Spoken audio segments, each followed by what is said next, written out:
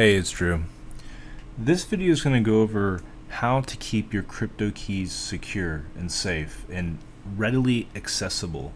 A lot of people like to keep their crypto keys in pieces of paper, on metal plates, but the problem with that is that it's susceptible to damage, getting lost, someone getting a hold of them. There's all sorts of things that can happen that can put your keys at risk. And I think the solution to that is a Tails USB. And so a Tails USB is a tiny bootable version of Linux. And the way it works is you burn this to a USB drive, and then whenever you boot into it, you can put your keys onto files on this USB drive, and it's encrypted.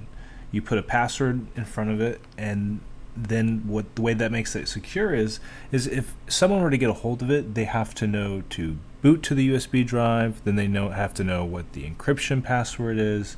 I think it's a super secure way of keeping your keys safe, and not to mention you can keep them on you, that you can put them at family's house, you can kind of spread them around and have a backup to your keys. Now, what I would suggest that you do is I would suggest buying one of these type of metal USB drives, something from a reputable brand, something nice.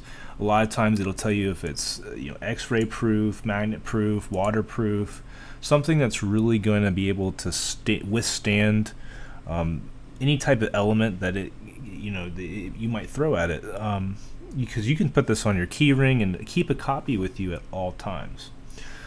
So I'm going to go over a little tutorial. I'm going to show you how to set this up.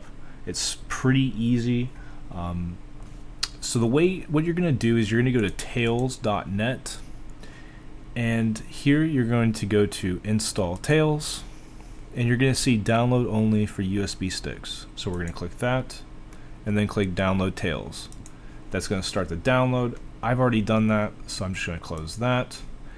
After you're done with that, you can also select your download, and it's going to verify and just make sure that there was no corruption that occurred during the download. After that's done, the other tool you're going to need is Balena Etcher. Balena Etcher is a tool used to download and burn ISO and image files to flash drives. It's free, so you're going to go to etcher.balena.io and click download Etcher. And what you're going to probably want is you're going to want portable. You can install the application, but generally if you're only going to use it once, portable is going to work just fine. So you'll download that. I already have it down here. And what you're going to do is you're going to click flash from file. And there's the Tails image file that I downloaded, and we'll select that. We will select target. And another mention that I want to bring up is that I would get no less than a 16 gigabyte flash drive, and I would get multiple. Again, I would say a minimum of 4 drives would probably be best. So yeah, you're going to select your drive and then hit flash. Now, I also want to say that once this whole process is done and you have a bootable drive that your keys are on, to make this very easy, you're going to come back to Balena Etcher and you're going to hit clone drive. This is going to ask you to select your completed drive. So you would put in your completed drive and you would put in a new blank drive. So select your completed drive as the source, and then select target, and you would put your new drive. You can usually tell what's what by the letter there, and then you can clone that, and you can clone it to all your USB drives that you have. So the next step, I'm going to switch over to a VM, and it's going to show you the process of what it's going to look like when you boot to this drive. Now, when you need to boot to this drive, you're going to want to reboot your computer, and at the beginning of the boot process, you should see something that says select boot menu, or you might consult with your manufacturer and see what key enables your boot menu. Sometimes it's F11, sometimes it's F10. It really just depends. So if you have a Dell, that's usually F12, but you can always look that up on the internet, and you should be able to find what key you need to press in order to select your boot menu. But the goal there is to boot to your flash drive. So once you're able to boot to your flash drive, this is what you're going to see. It's going to say, welcome to Tails. Now, the most important thing of this whole process is you're going to want to enable create persistent storage. Persistent storage is what allows us to put files on this flash drive that are going to stay, and it's behind encryption. So we're going to hit start Tails.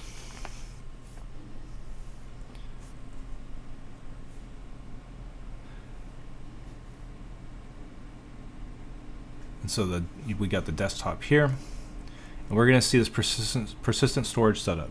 So we're going to hit continue, and it's going to want you to create a passphrase or use like a password. I would suggest using something unique, something that you don't use anywhere else, and something that you'll always remember. So I'm just going to go ahead and make a test passphrase.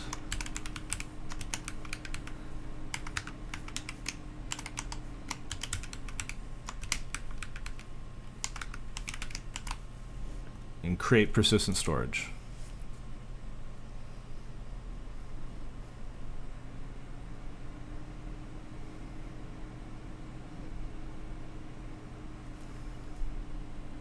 Alright, there's going to be a lot of options here. We don't need to select any of these other options. The only thing we care about is going ahead and opening our persistent folder. And we can close out of this background window as well. We don't need to connect to Tor. Okay, so the next thing you want to do is you're going to want to click Applications, go to Accessories, and then Text Editor. Now this is where I would suggest that you can put your keys. You can either do one key per file, or you can just put all your keys in one file if that's how you prefer. So I'm just going to go ahead and type XRP, and then we can put a fake key here. You can put Corium. Yep. And put our fake key here. Put Atom. Fake key there.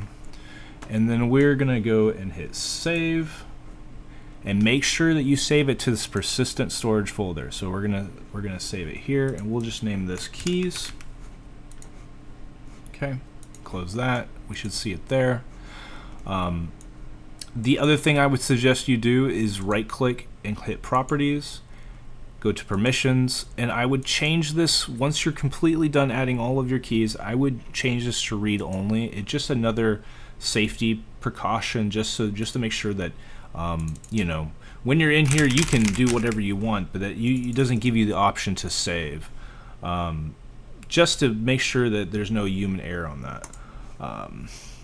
So we will close without saving. I'm going to close, and what I'm going to do is I'm just going to show you what happens when we reboot this flash drive. So I'm going to go ahead and change the background.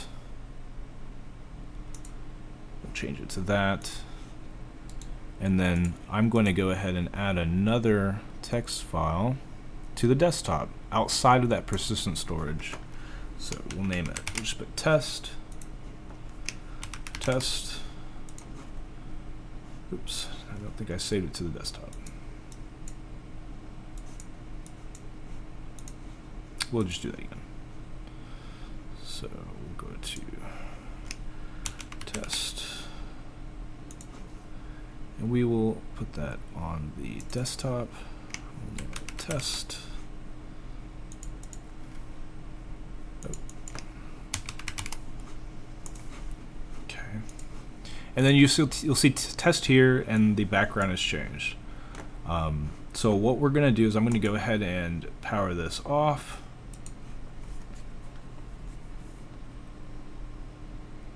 And then I'm going to power it back on.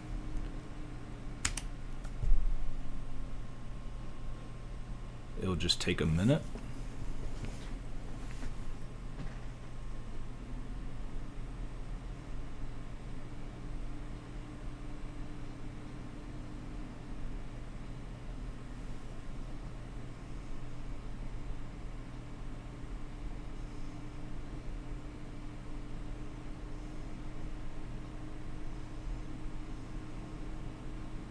Okay, so you're just going to see here that's going to want us to put in our passphrase we just set up earlier. So I'm going to do that. It usually takes a second for this to unlock.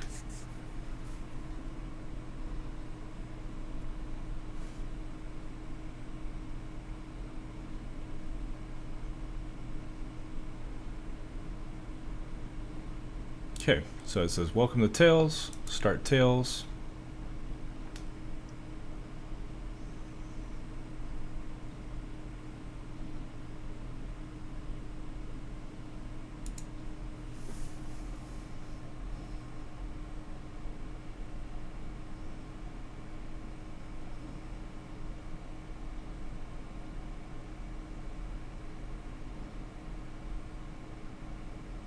And what we're going to see here is that the background is not what we set.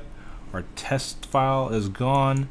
Every time you boot this device, this USB, it's as if it's a complete fresh slate. It doesn't save any addressing, it doesn't save anything. Everything is saved in volatile memory, so nothing is kept on this drive other than when you set up the persistent storage.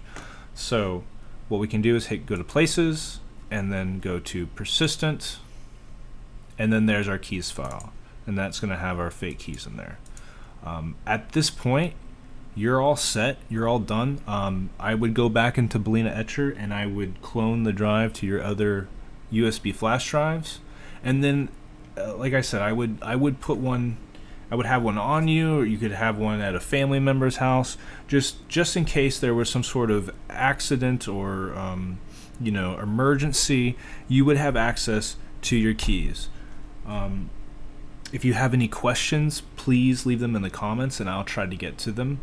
If you have any questions, just let me know, and have a good day.